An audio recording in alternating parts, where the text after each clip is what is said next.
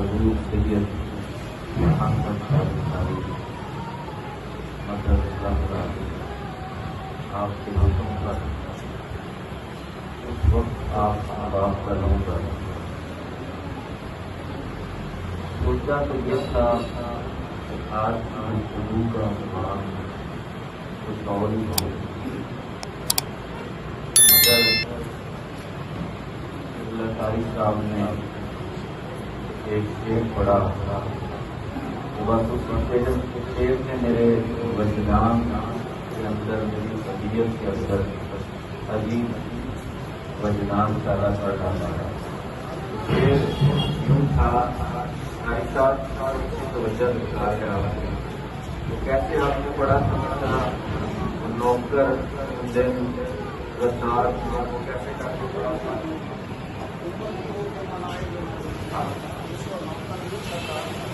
امتی ہو کے جو نہ بنائے جس میں آقا اس کو نوکر میں رفتار کہا کرتا ہے۔ میرے کریم آقا نے فرمایا، دیکھیں آپ جتنے احباب یہاں بیٹھے ہیں، ہم میں سے کوئی ایسا ہے جو جنت کا طلبگار نہ کوئی ہے؟ نہیں ہے، سارے جنت کے طلبگار ہیں اور سارے اس چیز کے طلبگار بھی ہوں گے کہ جنت میں اعلیٰ سے اعلیٰ مقام۔ ایسے ہے یا نہیں ہے؟ نماز پڑھو گے تو جنت ملے گی، روزہ رکھو گے تو جنت ملے گی، حج کرو گے تو جنت ملے گی۔ ایسا ہی ہے کہ میں غلط کہہ رہا ہوں؟ ذرا بول کے چلے جائیں۔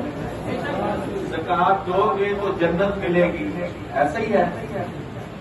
خیرات کرو گے تو جنت ملے گی، عمل صالح کرو گے تو جنت ملے گی، مگر میرے کملی والے آقا نے کہا ہے کہ لوگوں سن لو، جو میری اہل بیت سے محبت کرے گا اسے جنت نہیں ملے گی، صرف اسے جنت میں مجھ محمد کا درجہ ملے گا،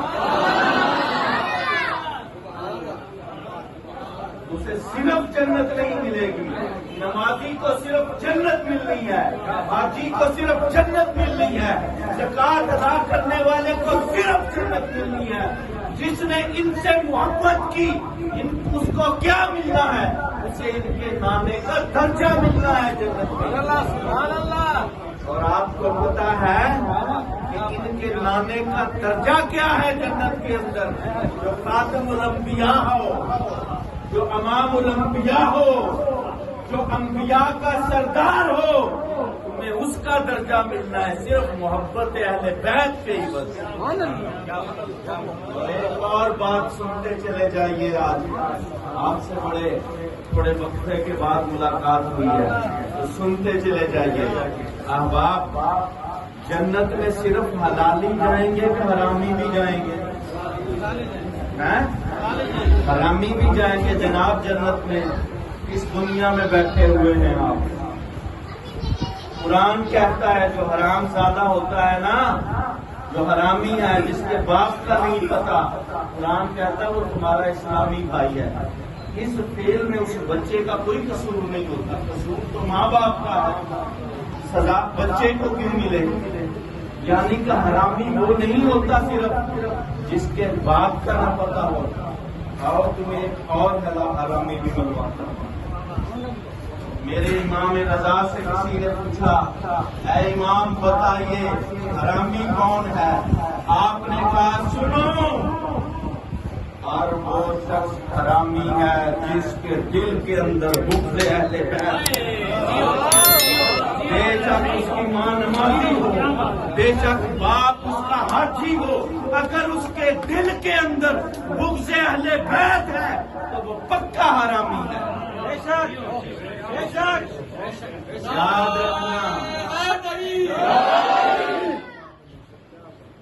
یاد رکھنا میری ان باتوں کو۔ اور جنت میں تمہیں درجہ کیا ملے گا؟ اگر تم نے نبی کی آل سے محبت کی تو جنت میں تجھے نبی کے درجے میں رکھا جائے گا۔ اور محمد کا درجہ کیا ہوگا جنت میں؟ نوح سے افضل، آدم سے افضل، عیسیٰ سے افضل، موسیٰ سے افضل، ابراہیم سے افضل، اور تجھے صرف ان کی اولاد کی محبت کے صلے میں اللہ نے اس درجے میں داخل کر دینا ہے جس درجے میں فاطمہ الزہرا کے بابا نے بیٹھے ہوئے ہیں۔ ان کی محبت کوئی عام چیز نہیں ہے۔ اللہ نے قرآن میں کیا کہا ہے؟ قد افلح من زکاہا، سورہ شمس کے اندر آیت نمبر 9، اپنے نفسوں کو پاک کروا لو۔ مولوی ترجمہ کرتا ہے اپنے نفسوں کو پاک کر لو۔ اگر تم میں ایبلٹی ہوتی نفس کو پاک کرنے کی تو پیغمبروں کو بھیجنے کی ضرورت کیا تھی؟ سوچنے والی بات ہے کہ نہیں ہے؟ اگر تم میں ایبلٹی ہوتی نفس کو پاک کرنے کی، پیغمبر بھیجنے کی ضرورت کیا تھی اللہ کو؟ پیغمبر کو بھیجا ہی اس لیے کہ تمہارے نفسوں کو پاک کرے، اور ایک وقت آئے گا کہ پیغمبر اس دنیا سے آنکھیں بند کرے گا، وہ پردہ غیب میں چلا جائے گا، تمہاری آنکھوں سے اوجھل ہو جائے گا۔ یا اللہ آپ کس سے نفسوں کو پاک کرنا ہے؟ دیکھیں نا، آپ بھی تو نفس کو لے کے نازل ہو۔ حضرت جبرائیل رضی اللہ تعالیٰ عنہ وہی لے کے نازل ہو۔ علیہ السلام دوسری کتابوں کو منہ سے نہیں جاتا ہے، بندے سے غلطی ہو ہی جاتی ہے۔ حضرت جبرائیل علیہ السلام، تو اسی جبرائیل کو میں نے فاطمہ زہرا کے دروازے پہ روٹیاں مانگ کے دیکھا، پتا ہے؟ اسی جبرائیل کو میں نے سائل بن کے دیکھا ہے۔ فاطمہ، اچھا حضور اس بات کو ادھر ہی روکی، ایک اور آج آپ کے نظر جملہ کرتا۔ اللہ عدل ہے کہ نہیں ہے؟ بولے جبرائیل کون ہے؟ جو سردار ملائکہ ہے۔ جب ایسا میری بات کو ضائع نہ کیجیے گا، میرے بڑے رک لگے ہیں اس کے پیچھے۔ افضل صاحب میری طرف دیکھیے، توجہ میری طرف رکھیے، میرے بڑے رک لگے ہیں اس کے پیچھے۔ جبرائیل کون ہے؟ سردار ملائکہ۔ ایسا ہی ہے نا قاری صاحب، میری جملے پہ غور کیجیے گا، آپ بھی الفاظوں کے ساتھ کھیلتے ہیں، میں نے بھی آپ کو ایک جملہ دینا ہے۔ جبرائیل کون ہے؟ استاد ملائکہ ہے۔ وہ کیا کر رہا تھا آسمان پر؟ اللہ کی عبادت کر رہا تھا۔ اللہ کون ہے؟ جو عادل ہے، جو ایک رتی برابر بھی کسی کے ساتھ ظلم نہیں کرتا۔ اللہ نے کہا جبرائیل کیا کر رہے ہو؟ یا اللہ تیری عبادت کر رہا ہوں، تجھے سجدہ کر رہا ہوں، تیری تسبیح بیان کر رہا ہوں۔ کہا چھوڑ نہ ان کاموں کو، جا حسنین کا جھولا جھولا، جا حسنین کا جھولا جھولا، چھوڑنا اس کام کو۔ اور اللہ کون ہے؟ عادل ہے۔ اللہ کون ہے؟ عادل ہے۔ سنیے گا حضور، میرا جملہ سنیے گا، میں آپ کی نظر کر رہا ہوں، آپ کے جد اعلیٰ کی تعریف کر رہا ہوں، وہ جن کا خون ہے نا آپ کی رگوں میں ان کی بات بتا رہا ہوں آپ کو۔ اللہ نے کہا جبریل چھوڑنا سجدے کو، چھوڑنا تسبیح کو، جا حسنین کا جھولا جھولا۔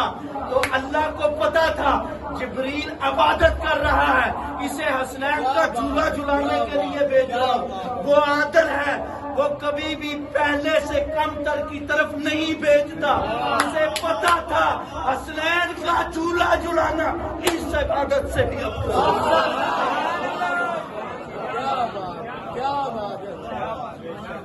اسے پتا تھا نا حسنین کا جھولا جھلانا اس عبادت سے افضل ہے۔ حسنین کا جھولا کون جھلا رہا ہے؟ ابراہیم علیہ السلام۔ فاطمہ زہرا کے دروازے پہ کون کھڑا ہے؟ آ کے رکھے مانگنے بولے ابراہیم علیہ السلام۔ حسنین کے کپڑے لے کے کون آ رہا ہے؟ ابراہیم علیہ السلام۔ تو میرا ایک سادہ سا سوال ہے آپ سے، جو نوکر ہو وہ علیہ السلام، جو مالک ہو وہ رضی اللہ۔ جو مالک و رضی اللہ ہوتے ہیں، جو جن کے دروازے پہ کھڑا نوکر علیہ السلام ہو جائے اس پہ سلام ہو، اس دروازے کے اندر بیٹھے مالک علیہ السلام نہ ہوں گے؟ اور آپ سمجھیں گے کہ میں نے شاید ایسے ہی جوش خطابت میں کہہ دیا۔ علامہ فخر الدین رازی، کسی کے اگر پیٹ میں تکلیف ہو نا اسے پوچھئے گا، علامہ فخر الدین رازی لکھتے ہیں۔ آپ بیٹھے صحابہ کے بارے میں لکھ رہے، حضرت ابوبکر صدیق رضی اللہ تعالیٰ، حضرت عمر فاروق رضی اللہ تعالیٰ۔ اچھا حضور ایک اور بات سنتے چلے جائیں، اب سننی ہے تو آج سنتے ہی چلے۔ یہ تو کرم ہے نا مشترک کا، یہ تو کرم ہے ان کا کہ اس طرف چل نکلا۔ حضور میں ایک مرتبہ ایک جنازے پہ گیا تو میرے ساتھ کچھ احباب تھے، تو وہ جن کے بنے لگے کہ حضرت صاحب یہ کفنی تو لکھیں، یہ کفنی تو لکھیں۔ میں نے کہا لے آؤں، میں لکھ دیتا ہوں، ہمارے یہاں رواج ہے نا کفنی لکھنے کی، کفن کے اوپر لکھتے ہیں نا۔ تو میں نے لکھنا شروع کر دیا۔ میں نے کیا لکھنا شروع کیا؟ نادے علی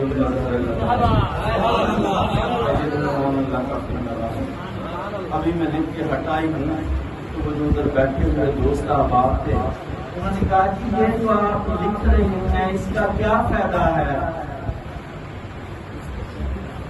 یہ جو آپ نے پہلے تنزن پاک کے نام لکھے پھر نادے علی لکھی، اس کا کیا فائدہ ہے؟ میں نے کہا مجھے تو اس کے فائدے کا پتہ نہیں ہے، لیکن یہ عمر فاروق کی سنت ضرور ہے۔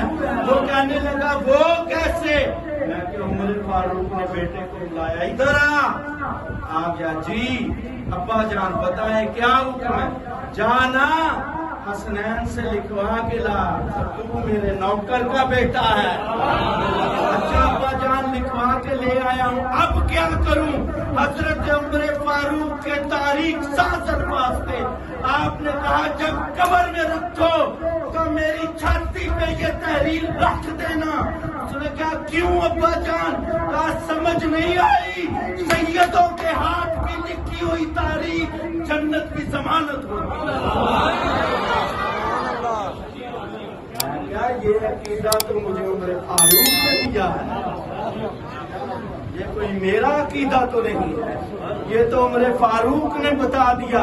ان کے ہاتھ سے لکھوا کے سینے پہ رکھ تو لینا۔ دیکھوں گا سوال کیسے کرتے ہیں۔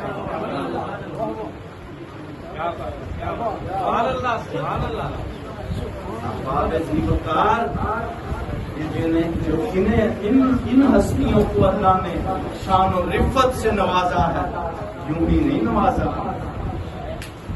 یوں ہی نہیں قرآن میں کہہ دیا کہ اگر تم اجر رسالت دینا چاہتے ہو، اے امت اگر تم اجر رسالت دینا چاہتی ہو تو میری اہل بیت سے محبت کرنا۔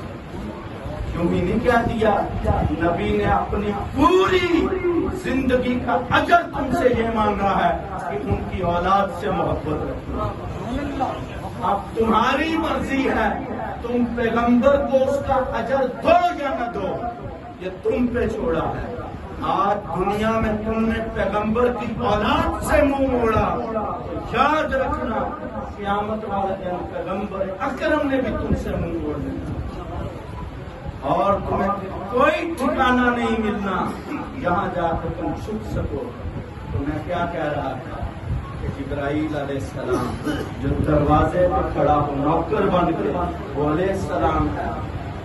اچھا ایک اور بات سن کے چلے جائیں، اب ان کی اماں جان کی بات سنا دوں، جناب سیدہ فاطمہ الزہرا۔ ایک جگہ پہ حضور میں گیا، مجھے سوال ہو گیا کہ جناب سیدہ مریم افضل ہیں کہ جناب خاتون جنت افضل ہیں؟ میں نے کہا اس میں کون سی شبے والی بات ہے، سیدہ فاطمہ الزہرا افضل ہیں۔ تو وہ مجھے کہنے لگا ارے شاہ صاحب یہ کیا کہہ دیا آپ نے، آپ کو پتہ نہیں مریم نے عیسیٰ کو پیدا کیا تھا اور عیسیٰ نبی ہے؟ میں کہ اچھا تم نے قرآن نہیں پڑھا؟ تو کہنے لگا وہ کیسے؟ میں کہا جبرائیل جاتا ہے مریم کے پاس، وہ دیکھ کے ڈر جاتی ہے ڈر کے پوچھتی ہے تو کون؟ تو وہ کہتا ہے مجھے اللہ نے بھیجا ہے غلام زکیہ تمہیں ایک بیٹا دینے کے لیے۔ مریم اور جبرائیل کی آپس میں ہوتی ہے گفتگو، مریم اور جبرائیل کی ہوتی ہے آپس میں گفتگو، تو یہاں پہ اللہ نے پابند کر دیا جبرائیل سن لے، تم دروازہ فاطمہ سے آگے قدم نہ رکھنا، تمہیں پتہ نہیں اس گھر میں محمد کی بیٹی رہتی ہے۔ سبحان اللہ۔ ہوئی نا افضل، وہاں جبرائیل بات کرتا ہے مریم سے، یہاں دروازے پر ڈاکٹر بن کے باہر کھڑا رہتا ہے چوکٹ۔ وہ جو جھولے جھلانے والا اسے علیہ السلام کو حکم، اور جو سرداران جنت ہو ان کو رضی اللہ کہتے پھر امام فخر الدین رازی لکھ رہے کہ حضرت صدیق اکبر کا نام لکھا رضی اللہ تعالیٰ عنہ، عمر فاروق کا نام لکھا رضی اللہ تعالیٰ عنہ، عثمان غنی کا نام لکھا رضی اللہ تعالیٰ عنہ۔ جب آئی نا مولا علی کی باری تو کیا لکھا؟ انہوں نے لکھا حضرت علی کرم اللہ وجہ کریم علیہ السلام،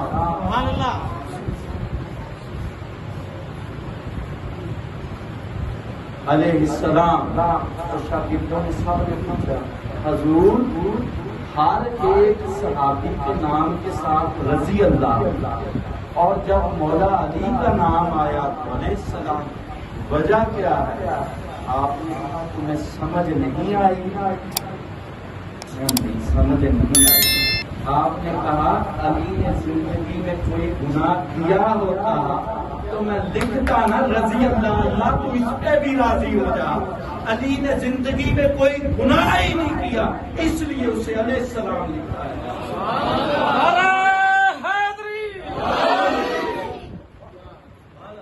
تصور گناہ بھی ان ہستیوں سے دور ہے، انہیں اللہ نے محفوظ کر دیا ہے ہر عیب سے۔ آیا تطہیر نہیں اتری، پڑھی نہیں آیا تطہیر قرآن میں، کن کے لیے اتری ہے؟ اور انہیں کے اور تفسیر مظہری ہر مرتبہ سے سب سے زیادہ لوگ کو کرتے ہیں۔ وہ کیا لکھتے ہیں تفسیر مظہری؟ آپ کہتے ہیں سرکار کی امت میں جتنے غوثیہ اولاد اور آج جتنے ولی ہیں ان سب کو ولایت مولا علی رسول سن لیجیے بات، سن لیجیے مزے کی بات اس سے آگے وہ کیا ہے؟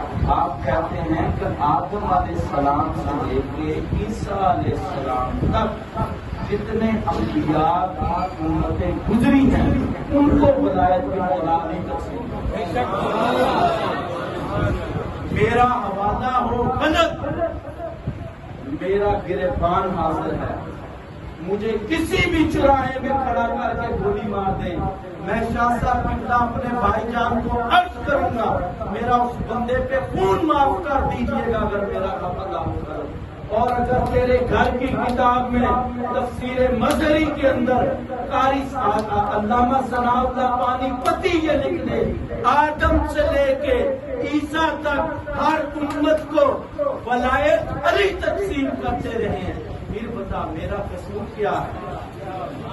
میرا تو کوئی قصور نہ ہوا نا۔ تو یہ انہی کا بیٹا بیٹھا ہوا ہے آپ کے سامنے مسجد میں، اس مزار کے اندر انہی کی اولاد کی قبریں ہیں، وہ جن کا بابا آدم کی امت کو بھی ولایت دیتا تھا، نوح کی امت کو بھی دیتا تھا، ابراہیم کی امت کو بھی دیتا تھا، عیسیٰ کی امت کو بھی دیتا تھا، موسیٰ کی امت کو بھی دیتا تھا، یعقوب کی امت کو بھی ولایت دیتا تھا، یوسف کی امت کو بھی ولایت دیتا تھا، وہ اپنے بیٹوں کو نہ نوازتا ہوگا؟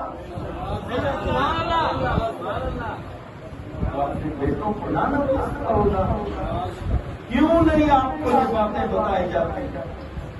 کیوں نہیں آپ کو یہ سارے تاریخ کے حالات کو فرق کر کے فضائل سنائے جاتے؟ آج کوئی اہل بیت کی بات کر لے اس پہ رافضی ہونے کا، اس پہ شیعہ ہونے کا فتویٰ نہ ہوتا ہے، لگانے جو نا ہمارے یاسر کا نہیں لگا تھا، ڈرتے کیوں ہو؟ ہم تو اس کے ماننے والے ہیں جو 9 لاکھ کی بدماش فوج کے سامنے اپنے 72 لے کے استقامت کے ساتھ کھڑا رہا۔ اور حضور آخری بات اور اجازت، حضرت ابوالفضل عباس جنہیں اکثر لوگ غازی عباس کہتے ہیں، آپ کا لقب کیا ہے؟ ابوالفضل عباس۔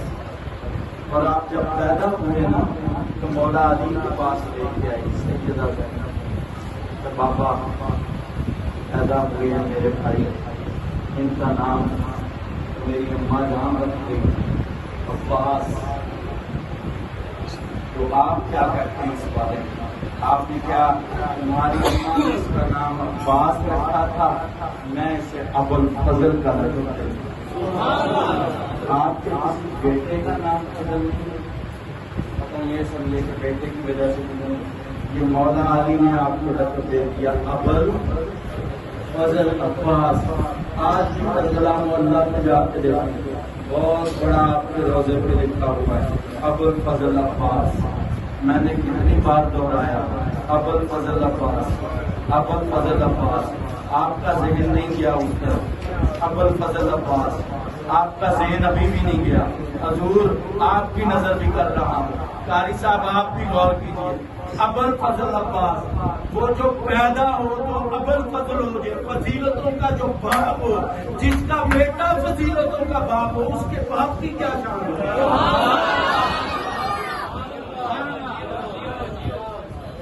جس کے بیٹے کو ابوالفضل کہا جائے، فضیلتوں کا باپ کہا جائے، اس کے باپ کی کیا شان ہوگا؟ آپ جو دروازوں پہ آتے ہیں، آپ جو اہل بیت اطہار کے دروازے پہ آئے ہیں، مت سمجھنا خالی جاؤ گے، ہمارے بارے میں میرے آقا نے کہا، سن دو آپ مات آدھا ہو گیا آل محمد مات شہیدہ، جو میری آل محمد کی محبت میں مرے گا وہ شہادت کا موت مرے گا۔ مات آدھا خود سے آل محمد مات کافرہ، جو ان سے بغض رکھتے ہوئے مرے گا وہ کفر کی حالت میں مرے گا۔ آپ نے پھر غور نہیں کیا، جو ان سے محبت رکھے گا دل میں، وہ جب بھی مرے گا، وہ جس حال میں بھی مرے گا، وہ حالت شہادت میں مرے گا۔ جو ان سے بغض رکھے گا وہ جب بھی مرے گا، وہ کعبے کا طواف کرتا ہوا مرے، وہ حجر اسود کو چومتا ہوا مرے، وہ مسجد نبی میں نماز پڑھتا ہوا مرے، وہ فجر کی اذان دیتا ہوا مرے، وہ زور کے سجدے میں مرے، وہ جب بھی مرے گا جس کے دل کے اندر ان کا بغض ہوگا وہ حالت کفر میں مرے گا۔ اللہ اس کے ایمان کو کاٹ کے اس کے منہ پہ دے مارے گا۔ ایسے ایمان کی ضرورت نہیں ہے جس کے سینے کے اندر نبی ذاتوں کے لیے احترام ہو، جس کے سینے کے اندر نبی ذاتوں کے لیے محبت نہ ہو، عشق نہ ہو۔ تمہارا عشق اور تمہاری محبت اسی وقت قابل قبول ہوگی جب تمہیں تمہارے دل میں ان کی محبت اپنی اولاد سے بھی زیادہ ہو۔